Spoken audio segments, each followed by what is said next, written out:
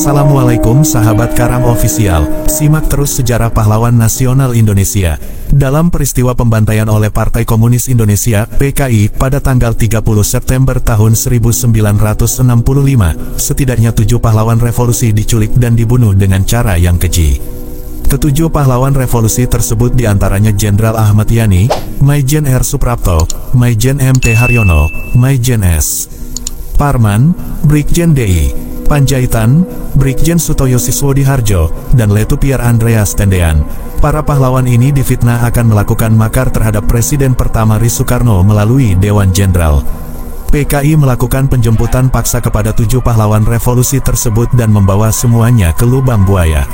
PR Depok, dalam peristiwa pembantaian oleh Partai Komunis Indonesia (PKI) pada tanggal 30 September tahun 1965, setidaknya 7 pahlawan revolusi diculik dan dibunuh dengan cara yang keji.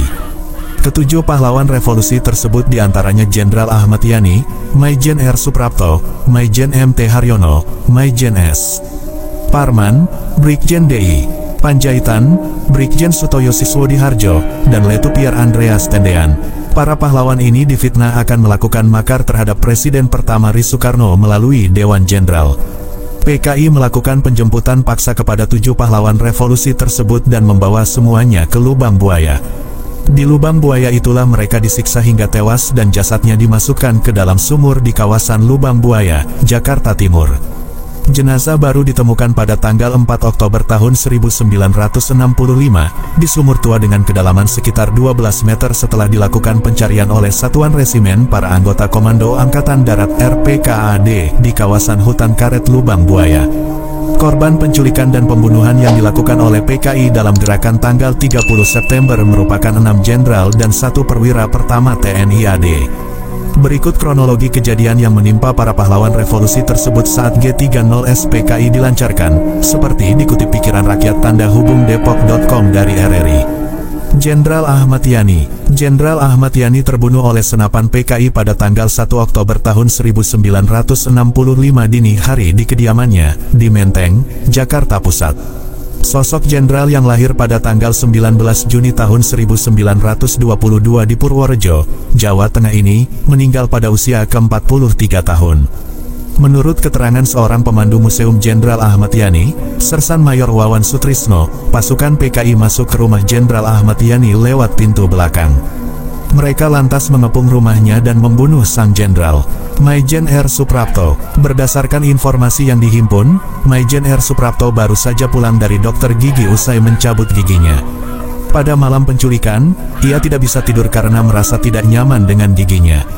Suprapto pun memutuskan untuk menyelesaikan lukisan yang awalnya akan diserahkan ke Museum Perjuangan di Yogyakarta. Akan tetapi, keesokan harinya, pada tanggal 1 Oktober tahun 1965, sekira pukul 4.30 waktu Indonesia Barat, pasukan penculik mendatangi rumahnya dengan mengaku sebagai cakrawirawa yang hendak membawanya bertemu Presiden Soekarno. Tanpa rasa curiga, Suprapto menuruti perintah rombongan tersebut dan tidak menyadari bahwa dia sebenarnya dibawa ke lubang buaya untuk disiksa dan dibunuh. Jenderal Ahmad Yani. Jenderal Ahmad Yani terbunuh oleh senapan PKI pada tanggal 1 Oktober tahun 1965 dini hari di kediamannya, di Menteng, Jakarta Pusat. Sosok jenderal yang lahir pada tanggal 19 Juni tahun 1922 di Purworejo, Jawa Tengah ini, meninggal pada usia ke-43 tahun. Menurut keterangan seorang pemandu Museum Jenderal Ahmad Yani, Sersan Mayor Wawan Sutrisno, pasukan PKI masuk ke rumah Jenderal Ahmad Yani lewat pintu belakang. Mereka lantas mengepung rumahnya dan membunuh sang jenderal. Maijen R. Suprapto. Berdasarkan informasi yang dihimpun, Maijen R. Suprapto baru saja pulang dari dokter gigi usai mencabut giginya. Pada malam penculikan, ia tidak bisa tidur karena merasa tidak nyaman dengan giginya. Suprapto pun memutuskan untuk menyelesaikan lukisan yang awalnya akan diserahkan ke Museum Perjuangan di Yogyakarta. Akan tetapi, keesokan harinya, pada tanggal 1 Oktober tahun 1965, sekira pukul 4.30 waktu Indonesia Barat, pasukan penculik mendatangi rumahnya dengan mengaku sebagai cakrawirawa yang hendak membawanya bertemu Presiden Soekarno. Tanpa rasa curiga, Suprapto menuruti perintah rombongan tersebut dan tidak menyadari bahwa dia sebenarnya dibawa ke lubang buaya untuk disiksa dan dibunuh. Maijen S. Parman diculik pada sekira pukul 4 waktu Indonesia Barat. Ia terkecoh dengan penampilan rombongan penculik yang mengenakan seragam Cakrabirawa. Berbeda dengan para jenderal sebelumnya, penculikan di rumah Parman berjalan sangat lancar karena tidak ada perlawanan yang dilakukan oleh perwira tersebut. Brigjen DI Panjaitan diculik pada tanggal 1 Oktober tahun 1965 waktu subuh. Brigjen DI Panjaitan mengira bahwa pasukan yang mengepung rumahnya tersebut ditugaskan untuk menjemput dirinya agar bertemu Soekarno.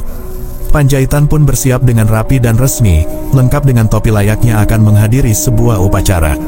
Namun, tak lama berselang, pasukan tersebut menembaki barang-barang di rumah Panjaitan.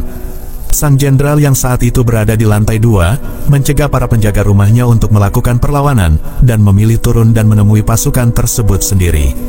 Sempat melakukan perlawanan, jenderal asal Tapanuli tersebut ditembak di halaman rumahnya dan langsung dibawa pergi.